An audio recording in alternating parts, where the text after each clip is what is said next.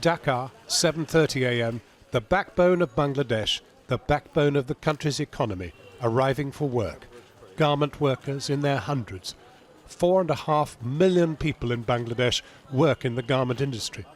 Garments we wear in profusion in the West.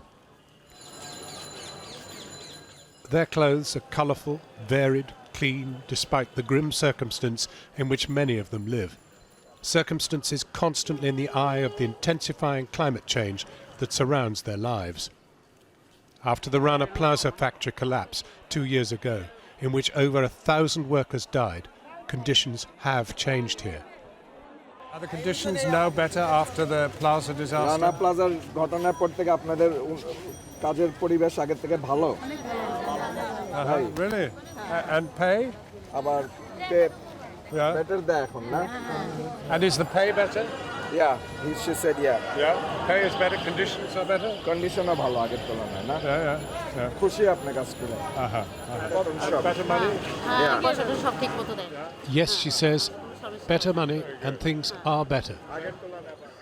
It's 8 o'clock, signing on time. They'll be here until 5 o'clock, but they could do 3 hours more, though new laws stipulate no longer, and certainly not the 19 hours of old. No wonder this factory boasts of compliance. The red emergency hats, the safety equipment in this factory speak to a new awareness of protecting workers. Nursing stations and newly installed fire hoses and sprinklers, although not all factories have them yet. In effect, Europe has outsourced its garment manufacturing emissions to the workhouses of Bangladesh. These workers still undercut China in the cheapness of the shirts and skirts that they make. The work involves repetitive manual skill. At £45 a month, little more than £1.50 per day. The International Labour Organization monitors them and says there is still far to go. Consumers could help.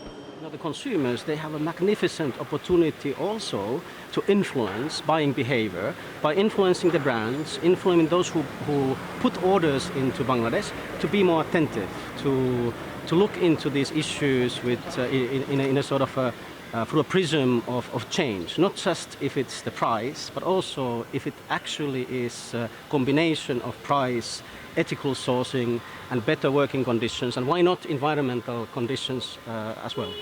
The raw material for women's suits moving towards the production line. The tangle of wiring still waiting to enter the 21st century. We need their clothes, they need our support, not only for their safety and welfare, but the preservation of the very land in which they live. Will those leaders in Paris next week hear them